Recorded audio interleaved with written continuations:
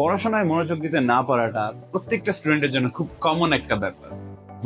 Simple 4টা technique follow করে আপনিও আপনার পড়াশোনায় আগের থেকে কম্পারেটিভলি অনেক বেশি মনোযোগ দিতে পারবেন।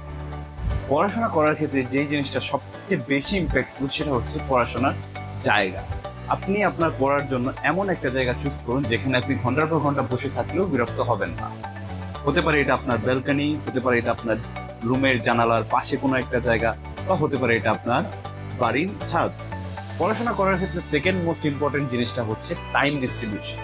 আমাদের অনেক সিনিয়র আছে বা জুনিয়র আছে বা ব্যাচমেট আছে যারা আমাদেরকে বলবে যে আজকে 8 ঘন্টা পড়েছি, বা আজকে 10 ঘন্টা পড়েছি, বা আজকে 12 ঘন্টা পড়েছি।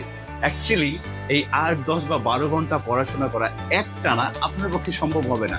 বা ধরেন আপনি করেও নিলেন, সেই ক্ষেত্রে দেখা যাবে আপনি যদি 10 ঘন্টা পড়েন, আপনার মাথায় পড়াটা থাকবে খুব বেশি হলে 2 থেকে 3 ঘন্টার আপনি যে পড়াটা পড়ছেন সেটা স্টেবল হবে। স্বাভাবিকভাবে একটা মানুষ একটানা 45 মিনিট পর্যন্ত তার অ্যাটেনশনটা ধরে রাখতে পারে। তো আপনারা যেটা করবেন সেটা হচ্ছে 30 মিনিট বা 35 মিনিট পর্যন্ত একটানা পড়বেন, তারপর 5 মিনিট বা 10 মিনিটের জন্য একটা ব্রেক নেবেন। হ্যাঁ, এই ব্রেকের সময় আপনারা কেউ আবার গিয়ে ফোন টেপাটেপি করবেন না বা টিভির সামনে বসে যাবেন না। আপনারা হতে পারে একটু হাঁটাহাঁটি করলেন, বা একটু কোনো ফ্রেন্ডের সাথে বা বাবার সাথে বা মার সাথে একটু কথাবার্তা বললেন। এই কাজটা আপনারা করতে পারেন। এখন যে বিষয়টা নিয়ে বলবো, এই জিনিসটা আমার বেলায় সব থেকে বেশি আমাকে হেল্প করেছে। জিনিসটা হচ্ছে আপনার প্রতিটা চ্যাপ্টার বা একটা টাইম লিমিটের পর নিজেদেরকে কিছু একটা ট্রিট দেবেন। হতে পারে আপনি আজকে চকলেট খেতে পছন্দ করেন, আপনি আপনার ট্রিট হিসেবে চকলেট রাখলেন। বা আপনি একটু আড্ডা দিতে পছন্দ করেন, আপনি আড্ডা দিতে গেলেন। এটা কিভাবে করবেন? ধরুন আপনি আজকে 4 ঘন্টা পড়ার জন্য টার্গেট দিলেন।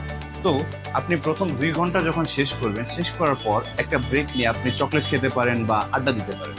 আর পরবর্তী যখন আপনি ফাইনালি সবকিছু কমপ্লিট করে ফেলবেন, তখন আপনি আবার চকলেট খেতে পারেন বা আড্ডা দিতে পারেন। এই টেকনিকটা অনেক কাজে।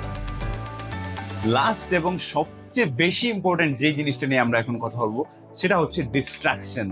এখন আপনাদের মনে হতে পারে যে ডিস্ট্রাকশন কি কি হতে পারে। স্টুডেন্ট লাইফের সবচেয়ে বড় ডিস্ট্রাকশন হচ্ছে আপনি যে জিনিসটা থেকে এখন আমার ভিডিওটা দেখছেন, মানে আপনার হাতে মোবাইল ফোন। এই ফোনটা আপনাকে কি কি ভাবে যে ডিস্ট্রাক্ট করছে সেটা আপনার নিজের কোনো আইডিয়া নেই। তাই পড়তে বসার সময় যতটুকু সম্ভব হয় আপনি আপনার মোবাইল ফোন থেকে দূরত্ব বজায় রাখুন। এই ক্ষেত্রে পড়তে বসার সময় আপনি আপনার ফোনের নোটিফিকেশন বারটাকে টোটালি অফ করে রাখুন। হ্যাঁ ভাই, 45 মিনিটে বা 30 মিনিটে এমন কিছু ইম্পর্টেন্ট আসবে না যেটাতে আপনার মহাভারত অশুদ্ধ হয়ে যাবে। তাই মোবাইল ফোন থেকে যতটুকু পারা যায় দূরত্ব মেনটেন করুন। আর এটা করার জন্য মোবাইলটাকে এমন একটা ডিস্টেন্সে রাখুন যেটা আপনার আনতে গেলে আপনার পরের টেবিল থেকে উঠে গিয়ে আপনাকে ফোনটা আনতে হবে। এই 4টা টেকনিক আপনারা ফলো করুন। ফলো করলে অবশ্যই আপনারা এটার একটা পজিটিভ ইম্প্যাক্ট পাবেন। Thank you.